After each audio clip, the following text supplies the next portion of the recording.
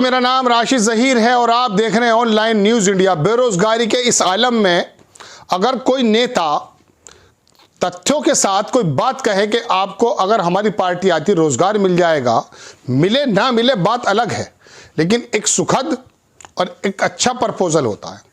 आप जानते हैं लालू प्रसाद के यादव के बेटे को उसने भी 10 लाख नौकरियों के बारे में कहा था बिहार में कि वो नौकरियां जो मैं देने जा रहा हूं 4.5 लाख नौकरियां तो ऑलरेडी हैं जो शिक्षकों को भर्ती नहीं की गई है। इसी तर्ज पर अखिलेश यादव ने भी 22 लाख लोगों को नौकरी की बात कही आईटी सेक्टर में, और उसमें उन्होंने अपना समाजवादी पार्टी से भी ट्विटर हैंडल पर डाला। लेकिन उसके उस बयान को, अखिलेश यादव के उस ट्वीट को, उस फोटो को एक गोदी मीडिया की रिपोर्टर है, उसने उसको थोड़ा सा छेड़छाड़ किया या करवाया या उसके पास आया और डाल दिया, और पता चल जाता कि ये गोदी मीडिया के एंकर बायस्ड होकर किस तरह की पत्रकारिता कर रहे हैं। राकेश टिकैत अभी डांट कर गए, हमने आपको बताया था पहले इंडिया टीवी के एक पत्रकार को कि बात तो किसान की चल रही है और पीछे प्रोमो के अंदर मंदिर निकल रहा है। उन्होंने कहा मंदिर का मतलब क्या है। इसी तरह से दर्शकों में आपको बताने आया हूं कि पहले तो मैं आपको अखिलेश के बारे में तो मैं बाद में बताऊंगा, पहले आप वो सबसे पहले वो देखें कि ये कौन मोहतरमा है। देखिए, इनका नाम है श्वेता भट्टाचार्य। अभी एक बहुत ज़बरदस्त चैनल आया, उसने ये तय कर लिया है शायद कि सबसे बड़ी चाटुकारिता का जो सर्टिफिकेट है अगर वो मुझे नहीं मिला तो मैं मर जाऊंगी। नविका कुमार, आप जानते हैं, मैं उनके बारे में नहीं कह रहा, मैं अंदाजे से बात बता रहा हूँ। टाइम्स नाउ नव भारत नाम है, और ये ऐसा काम कर रहे हैं कि अभी आपने देखा होगा कि उत्तर प्रदेश में जब टाइम्स नाउ की गाड़ी घूमना शुरू हुई तो उसका जो उद्घाटन है, उसको जो हरी झंडी है वो दिखाया है योगी जी को, दिखाते हुए कि उन्होंने उनको भेजा है। अपने 403 रथ तो भेजे हैं, लेकिन वो भी भेजा। बहरहाल अपनी बात छोटी करता हूं।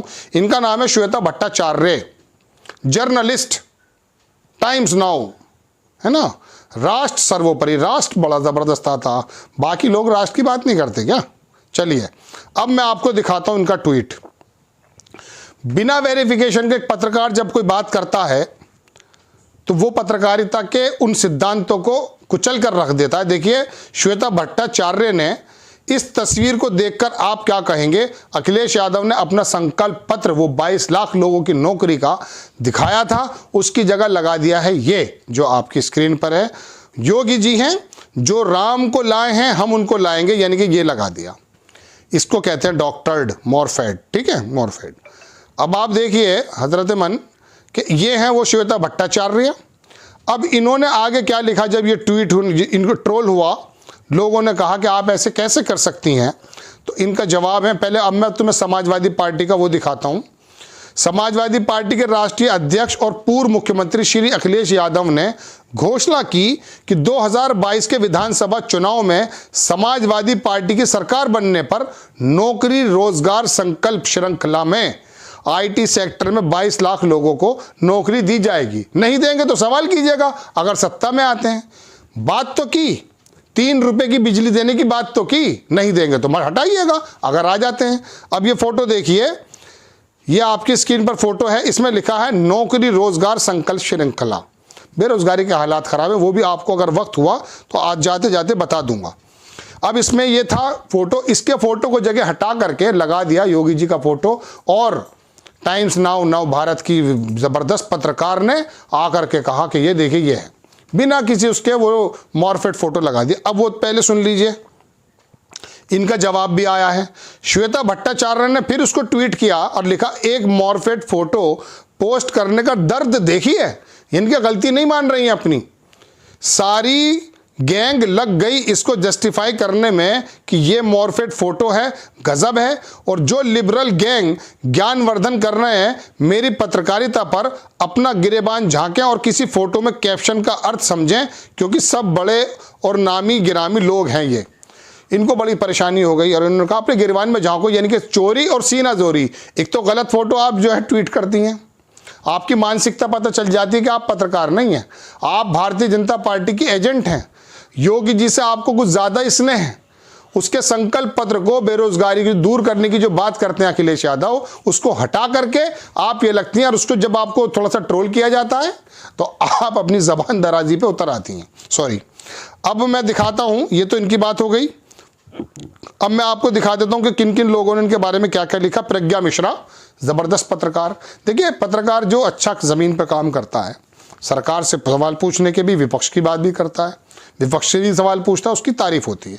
प्रज्ञा मिश्रा लिखती हैं कि चुनाव है, कोई जीतेगा कोई हारेगा। पत्रकार शासन करने वाली सरकार की कमियां बताता है, आईना दिखाता है, लेकिन इस स्तर का तक चुनाव लड़ने वाले नेता भी नहीं आए। मीमर्स और ट्रोलर्स को भी गोदी मीडिया ने मात दे दी। यही फोटो अखिलेश यादव का, दोनों लगाए हैं, आपकी स्क्रीन पर है। एक में वो रोजगार की बात कर रहे हैं और दूसरे में उन्होंने जो योगी वाला जो उन्होंने ट्वीट किया था उसको दिखाया, श्वेता भट्टाचार्य। ठीक, अब मैं आपको एक चीज और दिखाऊंगा दर्शकों। ये तो बात हो गई है गलत खबर देने की, उस पर अड़ने की, जबान दराजी करने की और गिरेबान में झांक करके देखने की, तनकीद करने की। देखिए, दो चीज होती हैं पत्रकारिता में। आज अगर मेरी ये वीडियो कोई पत्रकार देख रहा है तो सुन ले, पत्रकारिता का धर्म एक होता है जो अब तक शायद इन गोदी मीडिया के दिमागों में आया नहीं है।